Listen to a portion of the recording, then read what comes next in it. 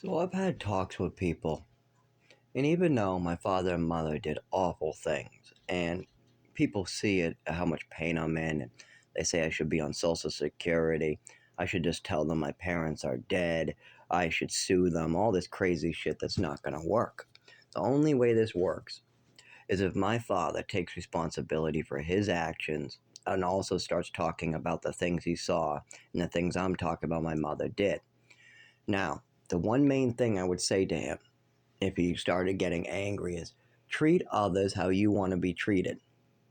If you want to say you're sorry and then run off into the sunset and that's good enough for you, and you think that that's how you want to be treated, then fine.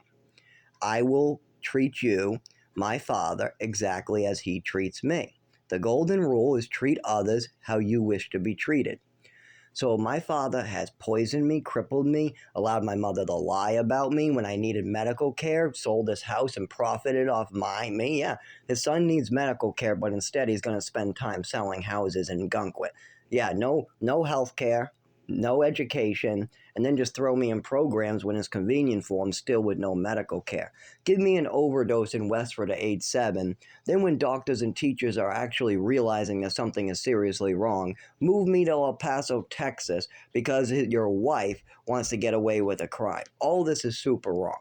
If he believes it or not, you treat others how you wish to be treated. So, if my father does not want to apologize after doing all these things, if my family wants to run away from this, okay. So, my mother poisoned me, crippled me, tried to make me disabled, lied about me, and then killed herself. Is that how you want to be treated, Dad? Is that how you think my father wants to be treated in the same way I was treated? Because I could do that, and then if let's say he comes up to me and just says, "Sorry, your mother crippled you. Yeah, I saw some fucked up shit, but I didn't really want to deal with it. I didn't really want you as a son. I didn't want any more sons, so I just kind of let her play with you in the corner. So I'm sorry about that, but it's not my fault, and you're gonna have to deal with it." Okay, Dad, I'll deal with it. Okay, and then he goes on his vacations. Now I treat him the same way.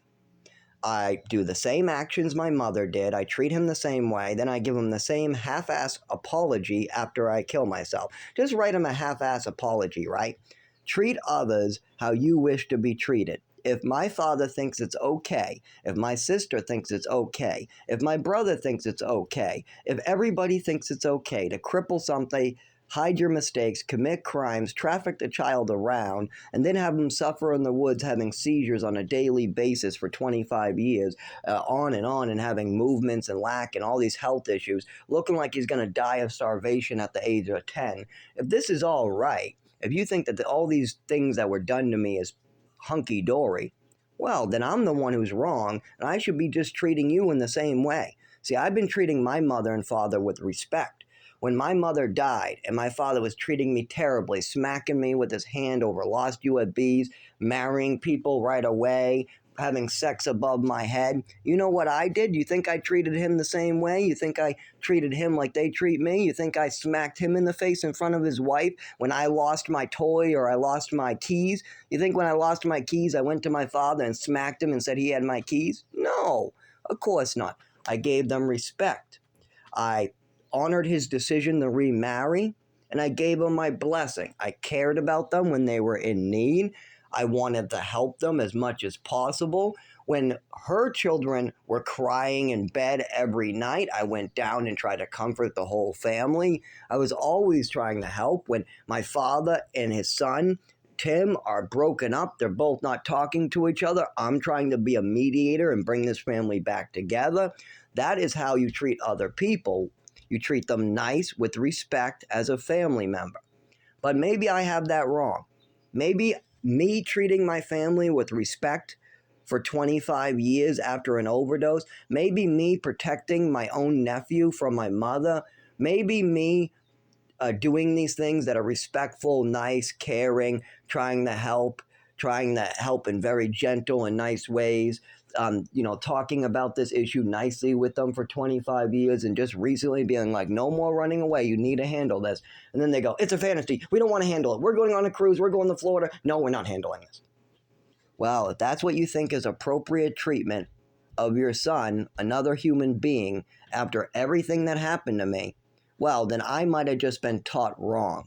Maybe I should treat my father and his family the exact way they treat me. Because you should treat others how you wish to be treated. Now, I wish to be treated like a human being. That's it. I don't expect to be overdosed. At the age of 7, when I'm overdosed and they say to bring me to the hospital, I expect to go to the hospital.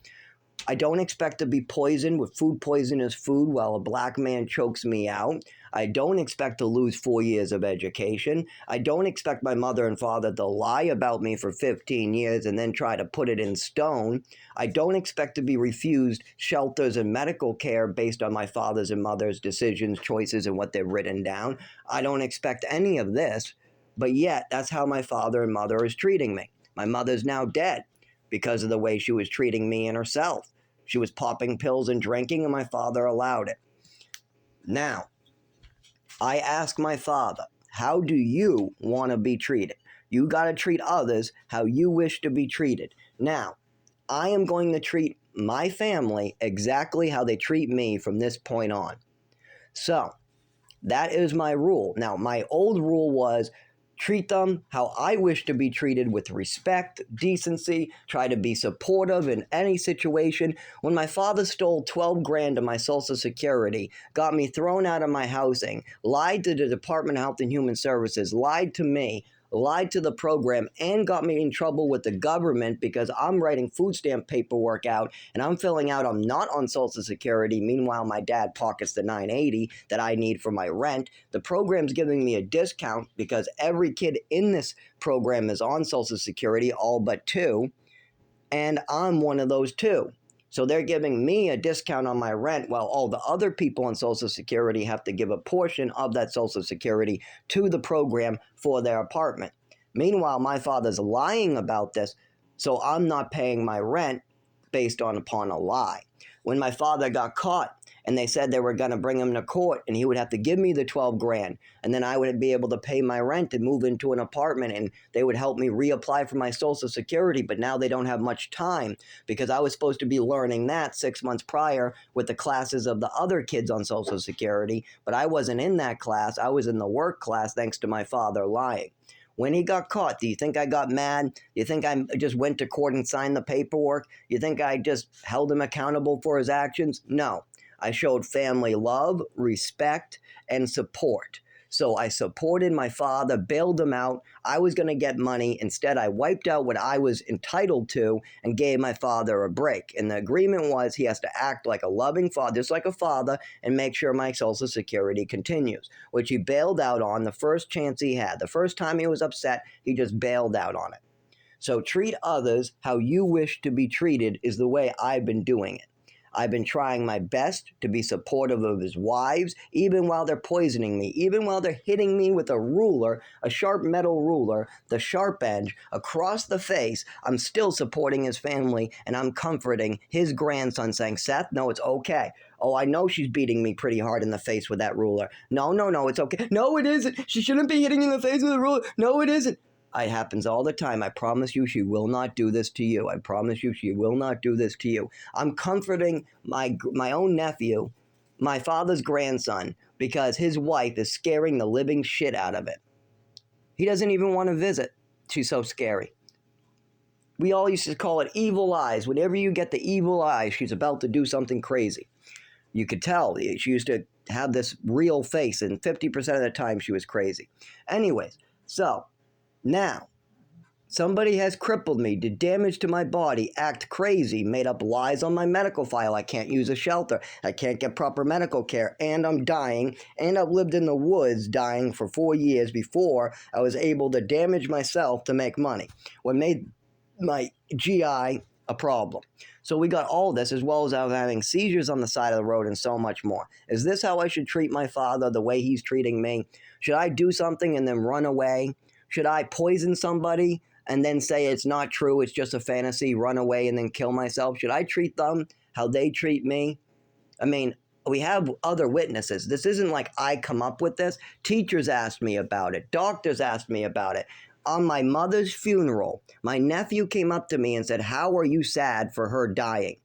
After all she did for you, we thought you would be dancing on her grave. How could you be crying? We're all happy she's gone." My brother, same thing. Her own son, her biological son, would not show up for the funeral, would not even visit her in the hospital. I wasn't even allowed to visit her in the hospital thanks to my father. My father made sure to lock me in the house and make sure there was no way for me to get out. All my car rides, and we live in the middle of nowhere, no bus transportation. We are at least 10 miles from any transportation to get me there, as well as when I called a ride to bring me to visit my mother, they said, ask my father. Well, why, when I do that, does my father lie, and then I find out 4 years later there's a reason for it? Like, for instance, at the age of 14, every kid in the program was going clothing shopping but me. I'm wearing short shorts that are too small, rags. People are making fun of me. I'm trading cigarettes for clothing to the other kids. I'm at home being punished in my room while all the other kids go clothing shopping every month for years. I ask, why am I being punished? Why can't I go with other kids? They ask your father. So I asked my father, and he said he didn't know. He didn't know. By like the fourth time asking him, he goes, oh, well, they probably get a clothing check. Well, they don't get 200, and he lied some more. So the whole time I was in the program, my father kept my monthly clothing check. While all the other kids went clothing shopping, I was punished every month to my room, and they told me to ask my father. While they got McDonald's on the way home, I got to pick out one can from the cupboard. Green beans. I usually pick Chef Boyardee, though. Who wants to eat a can of green beans? They said I could pick out one can for supper because they're not cooking a meal for one person. So I got to go downstairs and have a can. Great. Well, all the other kids get McDonald's. What am I being punished for? I was a good boy. I'm on the top color. I'm the number one on the ratings in the program. Why am I here? They said, well, because your father won't give you a clothing check. Eventually, it came out when I was 19 what my father was doing.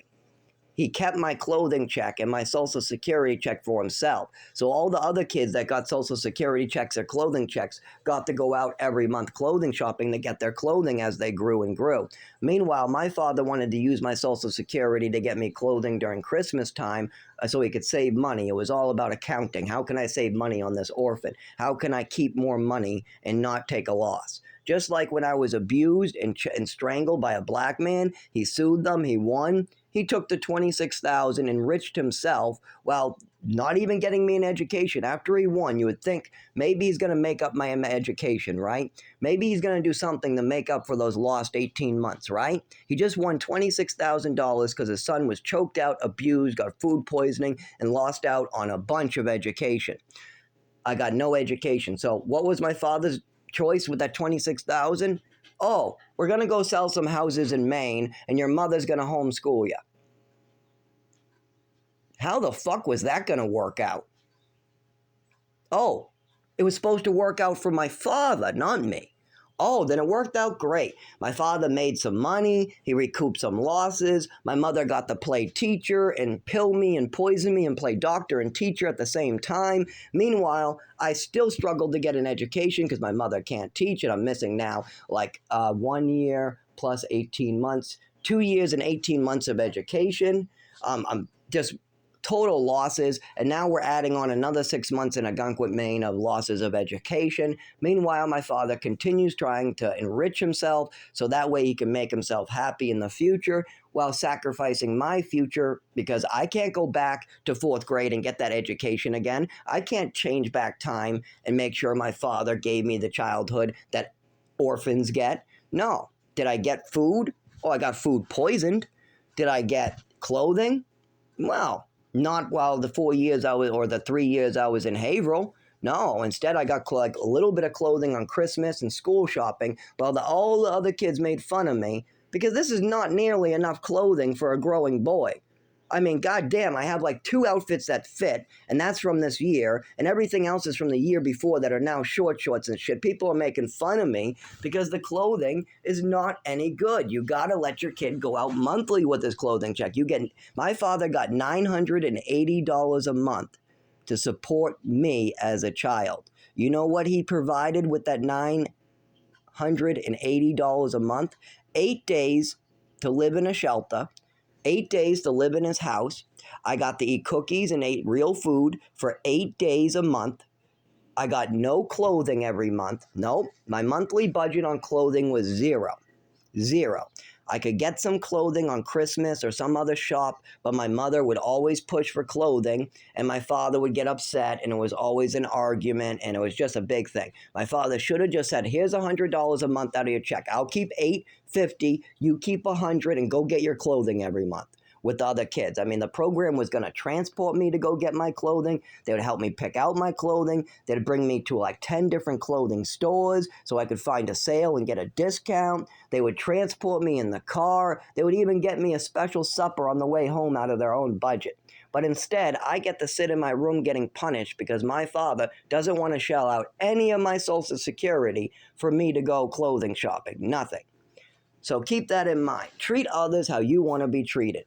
How would my father like to wear short shorts and some old painting clothes for the next 4 years? How would he like me to go shopping for him twice a year and see how he likes it?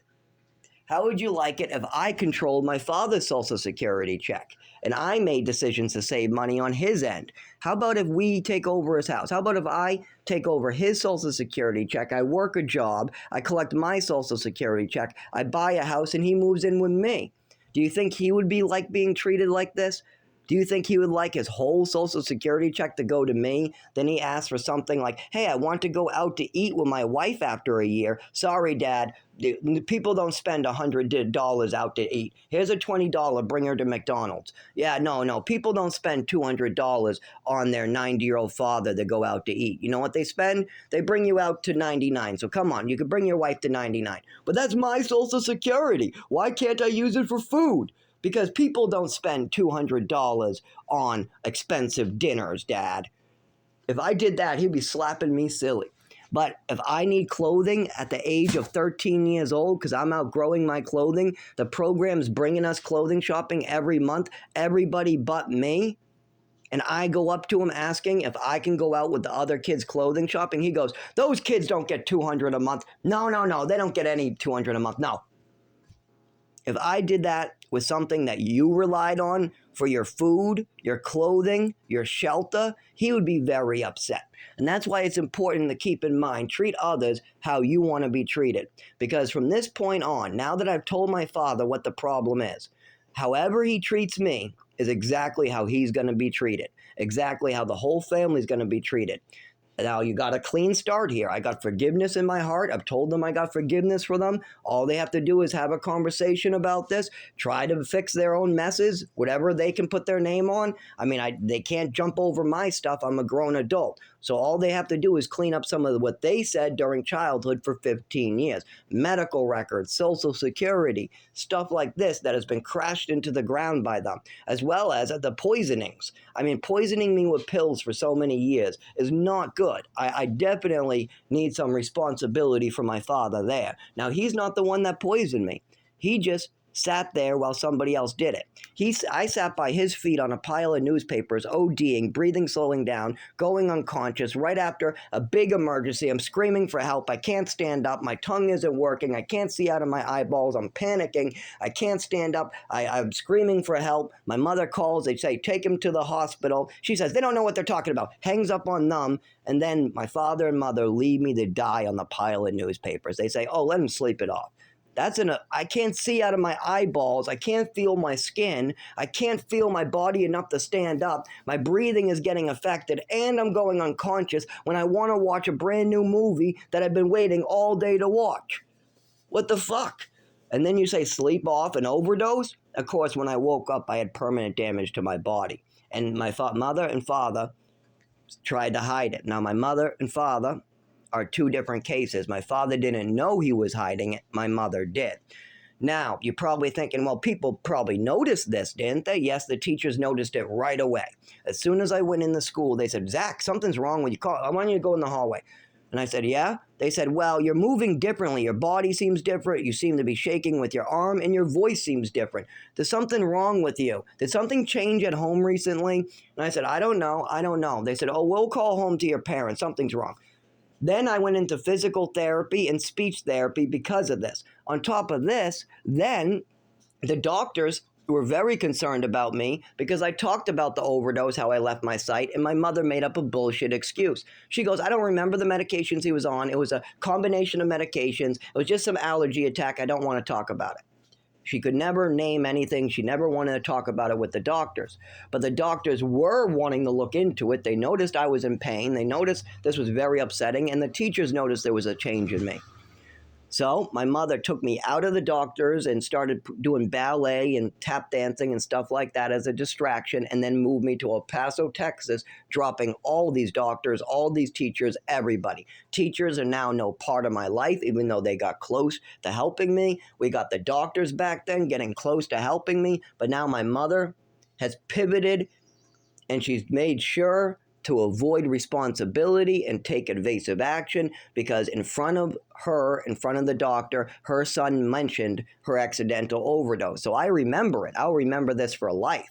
So I'm mentioning it at doctor's office and another doctor's office and another doctor's office. Meanwhile, my mother gets more and more concerned and worried that she's going to get caught. So she continues to act more and more crazy. Extra Epicac. She starts telling people it's okay to give this child extra medications as a punishment. She admits this in front of other witnesses that talk to me about it.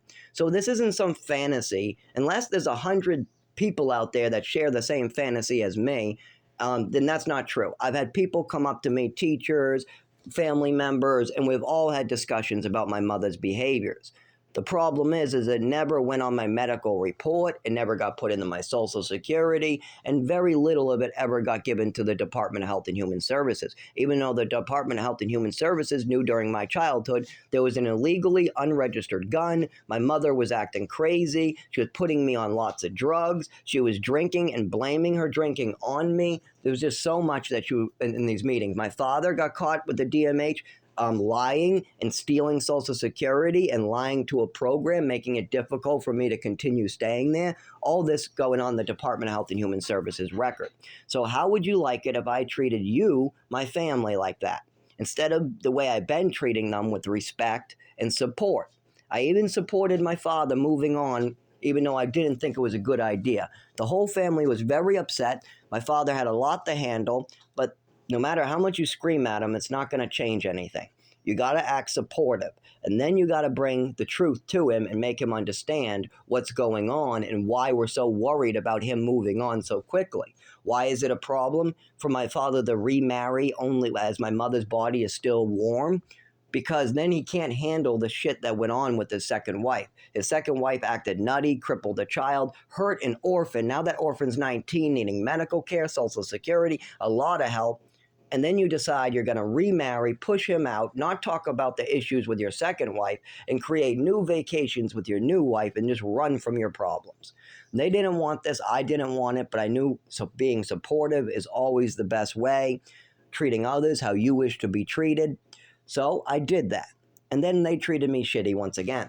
Once again, I'm getting smacked around. People are bringing illegal drugs in the house without asking me. They're giving away my inheritance. They're stealing my inheritance. There's all different types of problems. They're drinking heavy, having sex above my head, just all different types. Meanwhile, picking at me and calling me names and trying to be like everything's my fault still without even discussing the past. I'm literally still having health problems. I'm still on these crazy pills. I still don't know why I'm on these pills. My father hasn't looked into it. He hasn't had discussions about it. I'm still brainwashed and all fucked up. And what did they do? They decide to judge me. Now, when my mother stole my Vicodin, you know what she said? It was only one time. And my father said, that's okay. As long as she's only stealing my son's pills one time that he's prescribed and that he needs it, it's okay. So I gave my father and his new wife a little test. I wanted to see what my father was giving away. I wanted to see what he was doing. When I was looking for that, I found illegal drugs, Percocet and Vicodin, that don't belong to anybody who exists on this earth. They're old prescriptions, 6 months old, to a person that passed away that doesn't belong to anybody in the household and technically are illegal drugs. Not only are they controlled substances, because the person has passed away, they're felony level controlled substances. That person no longer exists. If a cop finds that in your car, you are going to jail. Those are heavily illegal drugs that she's bringing into the house. If a police officer finds an illegal set of Percocet that doesn't even belong to anybody on this earth anymore, yeah, you're going to jail. Doesn't matter if your husband died 2 years ago and you just decided to keep him as an heirloom. Those are controlled substances. You can't keep heroin because it reminds you of your mother. It doesn't work that way. You can't say, well, this heroin reminds me of my mother, so I'm keeping it. You don't get to do that. That's illegal. So anyways, I find them and I go, well, according to my mother and father, as long as I only take these one time, then he can't say anything. Because when my mother stole my prescription that was still valid, that I still needed, and was popping my Vicodin over and over, my father was fine with that. Now, I have spent a lot of time investing in this family. Now, I definitely have a hierarchy above Alice. Alice might have just married my father, but I'm his son who invested and got abused, poisoned. I even got him unhooked for 12 grand. At that time, Alice hasn't given 12 grand to him, nothing. I gave up 12 grand to my father to get him out of trouble and my whole future, as well as my father kept on screwing my future, as well as my mother poisoned me for years. Even on Halloween, my mother was poisoning me to make sure I couldn't go out. So, do you think my father says it's only one time, it's okay? No, I knew better. I just wanted to see what would happen after that. I wasn't thinking straight. I was on all these pills and drugs, and I said, fuck, illegal drugs that aren't supposed to be in the house, ones that might help my nervous system and make me feel better. Fuck, great. I'll take them just one time, and I won't touch them again. Of course, that only works for my father's wives. His father's wives can cripple a child, beat a child, poison a child, steal the child's meds. And it's all okay with my father. But you reverse it, you take a 20-year-old that takes his wife's meds, oh, fuck no. Fuck no. Now, in my case, it wasn't even his wife's meds. I took illegal meds that belonged to nobody in the house, that shouldn't have been in the house, that need to go into a trash can or a disposal bin. Nobody can take those prescriptions legally. You can't sell them. You can't give them away. You can't even have them in the house. They were prescribed to a person that died 6 months prior and no longer exists. So I figured, well, they're not even prescribed to his wife. I mean, when my mother was stealing my Vicodin and my Xanax and stuff like that, they were actually mine. A lot of times I still needed them. When my mother stole my Vicodin, it was still an active PRN, and I was still having active migraines that were sending me to the ground in emergency room, and I was still waking up every morning with headaches. So it was a very good chance I would get a migraine again, and you better believe I did. I just didn't bother trying to get those Vicodin back, because I already had them. After my mother took like 6 of them, I decided to take my Vicodin in my own hands before my mother finished the bottle. After she got caught and said, I've only taken your Vicodin one time, to my father. He said that to my father. Meanwhile, I know it's not only one time. There's 6 pills missing. But if I say there's 6 pills missing, my mother will turn around and say, you took all 6. You're abusing them. And she'll lie and make up a story about me. So I can't say my mother just took 6 pills out of the bottle, or she'll lie and turn it on me. Just like when I said, look, she's taking it. She's red-handed. Look, she just took a Vicodin out of my bottle, put it in her mouth, and she's swallowing my pills. My father goes, well, it's just one time. Don't worry about it. And lets her hold on to the Vicodin still too, which my mother continues trying to take. I know this because I switched them out. It took a couple weeks. My mother didn't go straight back to taking them, but after a couple weeks, you started taking the Tylenol that I put in my own Vicodin bottle. Yes, my mother continued taking her son's meds even after that one-time excuse. So, that's the thing. Treat others how you want to be treated. If you want to say that it's okay for somebody to take my meds one time, then it's okay for me to take somebody else's illegal meds one time. Treat others how you want to be treated.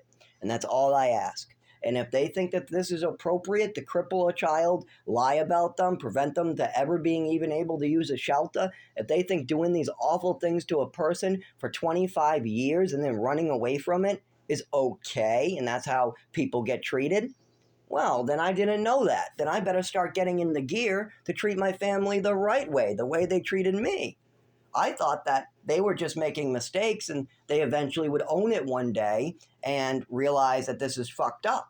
But if that's not the case, if they just think that this is okay, that poisoning a child on Halloween and giving him an overdose and then hiding it and moving him when the doctors are looking at it and smacking him and hitting him with rulers in front of his nephew and having your nephew be scared to visit, if they think that this is okay behaviors to treat a person and that I don't need any help and it's all my deal to fix, well, I didn't know that. I guess I better start working to get them. I better start giving them some back. I didn't know I was supposed to be treating my family this way. I didn't know I was supposed to be doing illegal stuff to my family, like poisoning their children. That didn't seem right to me. My mother giving me pills and then not getting me an ambulance after I lost my vision and my nervous system, and then waking up with permanent damage to my nervous system, and then doctors trying to help me and teachers trying to help me, and then my mother moving me to Texas and putting me in ballet to cover up her mistakes, and then lying like a lying pig. Yeah, I didn't know that that's the way you're supposed to treat people. I thought you were supposed to treat people like give them meds to help them, not make them lose their vision, not be able to walk, and then have permanent damage to their body. But if that's what we're supposed to be doing is messing around with other people's meds and then not getting them help, well, I just had the wrong idea.